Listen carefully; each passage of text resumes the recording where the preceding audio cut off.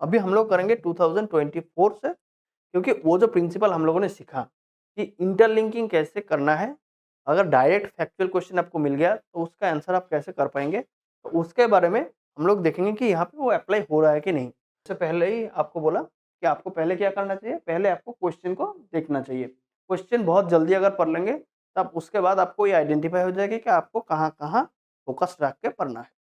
उस हिसाब से अगर देखा जाए, तो पहले हम लोग क्वेश्चन देख लेते हैं। और क्वेश्चन के बाद अगर कोई डायरेक्ट फैक्ट मिल जाए, आपको पता है तो आप कर सकते हैं। देखिए, which of the following cities, number 1 question is was not a million city as per census 2011, ये फैक्ट क्वेश्चन है। लेकिन अगर आपको पता है तो पता है, अगर नहीं पता है तो आपको इंटरलिंकिंग बिठाना है। आप कोई भी क्वेश्चन छोड़ के मत आइए। अगर आपको नहीं भी आ रहा है, ऑप्शन में जाइए, क्योंकि यहाँ पे नेगेटिव मार्किंग नहीं है, ठीक? अच्छा, दूसरा है, एक इम्पोर्टेंट मैं बात आपसे करना चाहता हूँ। अगर मान लीजिए आपका टारगेट जीआरएफ है, तो उसमें से आपको अगर ज्योग्राफी में जीआरएफ लाना है तो मोर देन 70 आपको लाना है। तो इसमें से इसका मतलब ये है कि 7 आउट ऑफ 10 आपको सही करना है। तो यानी अगर 10 क्वेश्चन आपको यहाँ पे आ रहा है आंसर में, अगर आपको हर एक क्वेश्चन नहीं आ रहा है, 7 क्वेश्चन आ रहे हैं एट एन अप्रॉक्सिमेट, या 6 क्वेश्चन आ रहे हैं, यानी ठीक है। ये बिल्कुल नहीं बोलूँगा कि 6 क्वेश्चन होने के बाद आप मत करिए। जितना हो सकता है उतना अच्छा है। लेकिन अगर 6 टू 7 क्वेश्चन हो रहा है तो आपको निराशा नहीं होना है, क्योंकि अभी भी आपका चांस ठीक-ठाक है। तो नेक्स्ट क्वेश्चन में हम लोग जाते हैं। देखिए, the term conversation was coined bye, ये एकदम फैक्चुअल क्वेश्चन है। ये पैसेज के हिसाब से चेंज नहीं हो जाएगा। ये जिसने कॉइन किया वही कॉइन किया होगा। इसका जो आंसर है, इसका आंसर गेडिस, पैट्रिक गेडिस। यानी अगर आप पैसेज नहीं भी पढ़ेंगे, तो तब भी इसका आंसर कर सकते हैं। ये गेडिस होगा। इसका ये बिल्कुल नहीं है कि कन्वर्सेशन का जो टर्म है, वो आपका जो पैराग्राफ है उसमें आपको दे देगा कि ये ग्रिफिन ने किया। ऐसा नहीं है। जो फैक्ट है, जो हुआ है वही होगा। क्योंकि ये यूजीसी एक हायर अथॉरिटेटिव बॉडी है, और वो फैक्ट के साथ ऐसा छेड़खानी नहीं करेगा। ठीक? तो नेक्स्ट क्वेश्चन में जाते हैं। देखिए, in the census of India dash criteria is not used to differentiate urban from rural. आपको अगर पता है तो आप कर सकते हैं, नहीं तो हम लोग इंटरलिंकिंग लगा के देखेंगे फिर से। नेक्स्ट देखिए, urban landscape stretch from Boston to Washington in the USA is the best example of dash. अगर आपको पता है तो आप कर सकते हैं, अगर नहीं पता है तो उसके लिए भी हम लोग कैसे करना है इंटरलिंकिंग बिठा के हम लोग देखेंगे। नेक्स्ट क्वेश्चन में देखिए,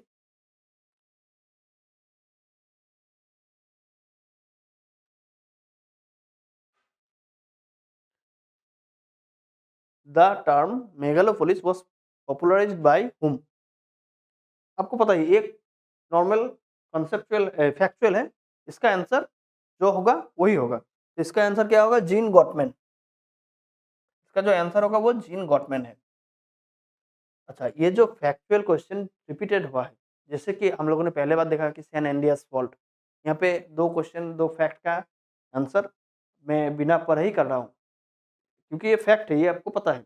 और ये सिर्फ ऐसा नहीं कि इस बार ही आया है, ये प्रीवियस ईयर में भी आया है। अगर आप उसका भी देखेंगे, तभी आपको पता लग जाएगा कि ये क्वेश्चन रिपीट हुआ है। अच्छा, तो हम लोगों का 3 क्वेश्चन रह गया। एक तो है, देखिए, मेगालोपोलिस जो है, उसका टर्मिनोलॉजी किसने पॉपुलराइज़ किया? जीन गॉटमैन, ये आपको नॉर्मली पता है। इसके आगे वाला एक क्वेश्चन देखिए, 2 नंबर वाला जो क्वेश्चन है, the term conversation was coined bye, ये गेडिस होगा। एक्चुअली ये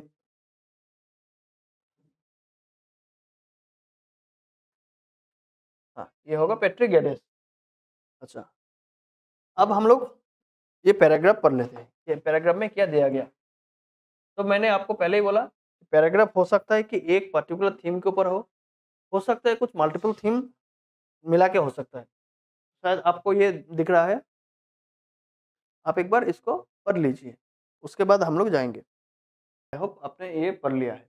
अभी हम लोग इसका क्वेश्चन सॉल्व करने की कोशिश करेंगे, उससे पहले इसको पढ़ेंगे। तो जैसे कि मैंने आपको पहले ही बोला कि अगर मल्टीपल स्टेटमेंट के लिए है, पहले हम लोगों ने जो देखा प्लेट टेक्निक, वो मोटा-मोटा तरीके से सिंगल एक कांसेप्ट है, उसको बेस करके बनाया। अभी हम लोग देखेंगे कि ये कैसा बनाया। तो नॉर्मल एक बार देखिए the concept of preference criteria, यहाँ पे देखिए पहला वाला जो है वो तो नॉर्मल इंट्रोडक्टरी स्टेटमेंट टाइप का है। दूसरा देखिए यहाँ पे टाउन के ऊपर फोकस किया गया। नेक्स्ट लाइन में देखिए सिटी सिटी, यहाँ पे सिटी के ऊपर फोकस किया गया और सिटी के साथ साथ यहाँ पे इस लाइन पे सिटी और टाउन के बीच में कंपेयर किया गया। नेक्स्ट देखिए ये जो लाइन है ये कन्वर्सेशन के बारे में बात किया गया, यानी ये कन्वर्सेशन के बारे में बात किया गया। नेक्स्ट है मिलियन सिटी के बारे में बात किया गया, मिलियन सिटीज। और आगे वाला लास्ट जो कॉन्सेप्ट है ये मेगालोपोलिस के बारे में बात किया। हालांकि यहाँ पे कंक्लूडिंग रिमार्क कुछ नहीं है, लेकिन आपको ये पता लग गया कि यहाँ पे कुछ कॉन्सेप्ट के बारे में बात किया गया। कौन सा पहला जो है ये तो इंट्रोडक्टरी, पहला वाला जो है वो इंट्रोडक्शन। नेक्स्ट जो है ये टाउन के बारे में बात किया गया, उसके बाद सिटी के बारे में बात किया गया। उसके नेक्स्ट लाइन में जो है ये टाउन और सिटी के बीच में कंपेयर किया गया, टाउन वर्सेस सिटी। उसके आगे वाला जो लाइन है इसमें बोला गया है कॉन्वर्सेशन के बारे में बात किया गया। उसके आगे वाला मिलियन सिटीज के बारे में और लास्ट जो है वो मेगालोपोलिस के बारे में। यानी आप यहाँ पे देख सकते हैं कुछ छोटा छोटा कॉन्सेप्ट को एक साथ जोड़ के बनाया गया, जिसमें एक सीक्वेंस मेंटेन किया गया और यहाँ पे कुछ डिफरेंस की भी बात किया गया। अब यहाँ पे देखिए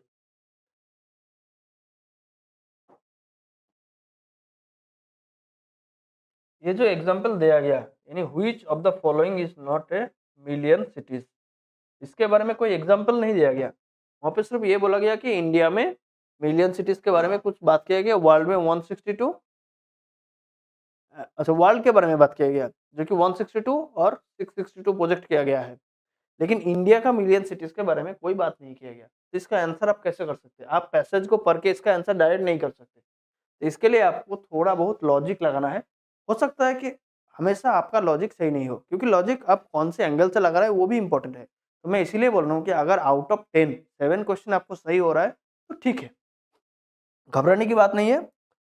अच्छा इसका जो आंसर देखिए, आप देखिए पहले सूरत, यहाँ पे जो चारों सिटीज का नाम दिया गया ये मेट्रोपॉलिटन टाइप का तो नहीं है, कलकत्ता, दिल्ली या फिर मुंबई, बेंगलुरु, चेन्नई इतना बड़ा तो नहीं है, तो उससे छोटा ही है जो भी है। तो यहाँ पे आप देखिए सूरत, सूरत कहाँ है? सूरत है गुजरात में।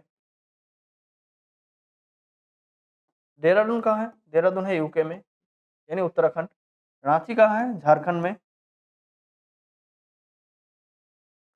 कोटा कहाँ है? कोटा है राजस्थान में।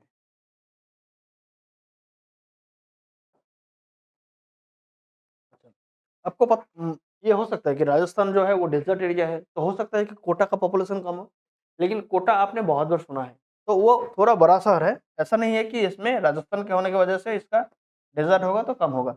लेकिन ये जो देहरादून है, अब देखिए यूके देहरादून, ये जो देहरादून है ये माउंटेनियस रीजन में है, एकदम प्योर माउंटेन। और माउंटेनियस सिटीज जो भी है लगभग लगभग उसका पॉपुलेशन बहुत ज्यादा नहीं है, ज्यादातर हिल स्टेशन के टाइप का होता है। लेकिन ये जो देहरादून है ये माउंटेन में लोकेटेड है, तो इसका आंसर होगा ये देहरादून, क्योंकि माउंटेनियस एरिया में है तो उसका पॉपुलेशन थोड़ा कम है। वहां से आप अंदाजा लगा सकते हैं उसका पॉपुलेशन थोड़ा कम है बाकी के साथ। ये आपको डायरेक्ट पता अगर है कि वो मिलियन के नीचे है तो बहुत सही है, लेकिन अगर आपको ये डायरेक्ट फैक्ट नहीं पता कि कितना पॉपुलेशन है तो आप वहां से एक इंटरलिंकिंग लगा सकते हैं। और इंटरलिंकिंग लगाने के लिए आपको बहुत ठंडी दिमाग से बात होना चाहिए। जब भी आप एग्जाम दे रहे हैं तो कूल माइंड में आपको एग्जाम करना चाहिए। तो नेक्स्ट तो आपको पता ही है कि तो गेडेसो जो है उसके नीचे वाला देखिए, census of India which is not use, यानी ये जो क्राइटेरिया है इनमें से कौन सा नहीं हो रहा है। इसके बारे में क्या बोला गया है? कुछ आपका जो कॉम्प्रिहेंशन है उसमें इसके बारे में कुछ बोला गया क्या? आप इस जगह को देखिए, specific function such as manufacturing, retail, wholesale trade, यानी ये वाला जो है प्रोफेशनल सर्विस, ये किसके बारे में बात कर रहा है? ये इकोनॉमिक के बारे में बात कर रहा है। किसके बारे में? Economic. Specific function such as manufacturing, retail, wholesale, professional service exist in town. ठीक, उसके साथ साथ और कुछ, अच्छा उसके साथ साथ population size is not only the criteria, यानी एक क्राइटेरिया है, सिर्फ एक ही क्राइटेरिया नहीं, बहुत सारा क्राइटेरिया में से एक है, ये बोल रहा है। तो यानी पॉपुलेशन साइज क्वेश्चन जो बोला गया, अब उसका आंसर देखिए। एक तो है डेमोग्राफिक, हाँ डेमोग्राफिक के बारे में तो उसने बात किया। इकोनॉमिक, इकोनॉमिक के बारे में भी बात किया। यानी आपको जो बचा गया, एक तो है एडमिनिस्ट्रेटिव, दूसरा है सोशल। अब इसके बाद आप क्या करेंगे? आपको पता है कि town census of India, census of India town के बारे में क्या डेफिनेशन देता है, क्या आपको पता है? अब वहां से इसका आंसर कर सकते हैं। तो उसने बोला, सेंसस ऑफ इंडिया ने एक तो है स्टैट्यूटरी की बात किया है, और दूसरा है सेंसस टाउन। दोनों ही टाउन है, स्टैट्यूटरी टाउन और सेंसस टाउन। इसमें से जो आता है स्टैट्यूटरी, उसमें आता है एक तो है कैंटोनमेंट बोर्ड, उसके बाद आता है जो म्यूनिसिपलिटी, म्यूनिसिपल कॉर्पोरेशन, उसके बारे में। और सेंसस टाउन का बात अगर आप देखेंगे तो सेंसस टाउन के लिए जो क्राइटेरिया है, एक तो है पॉपुलेशन जो है वो 5000 से ऊपर होना चाहिए, उसके बाद 75% of worker are male and non agricultural activity के साथ रिलेटेड है, और उसके साथ बोला है कि 400% डेंसिटी है पर्सन पर स्क्वायर किलोमीटर। यानी अगर आप इसको देखेंगे, सेंसस, कैंटोनमेंट बोर्ड, म्यूनिसिपलिटी और म्यूनिसिपल कॉर्पोरेशन, यानी ये एडमिनिस्ट्रेटिव का बात कर रहा है। अगर आप सेंसस टाउन में देखेंगे पॉपुलेशन कितना होना चाहिए या फिर डेंसिटी, तो ये डेमोग्राफी की बात कर रहा है। और हम लोगों ने देखा कि 75% जो वर्कर है वो नॉन एग्रीकल्चरल एक्टिविटी के साथ रिलेटेड है, या फिर आप लोगों ने ये पे डायरेक्ट देखा मैन्युफैक्चरिंग, रिटेल, होलसेल, यानी ये इकोनॉमिक का बात कर रहा है। तो जो बचा रह गया वो है सोशल, इसका आंसर जो होगा वो सोशल होगा। आप इसी तरीके से आंसर तक पहुंच सकते हैं, यानी जो भी क्वेश्चन है ये पैसेज से, आपको उसको इंटरलिंकिंग करके ही आप जा सकते हैं। तो उसके लिए आपको धीरे धीरे समझ समझ के पढ़ना है, आपको किसी हड़बड़ी में नहीं जाना है, और देखना है कि कहाँ कहाँ ठीक से बैठ रहा है। अर्बन लैंडस्केप स्ट्रेच फ्रॉम, यहाँ पे देखिए गौर कीजिए, stretch, stretch from Boston to Washington in USA, यानी दो अलग अलग जगह जहाँ पे स्ट्रेच किया गया।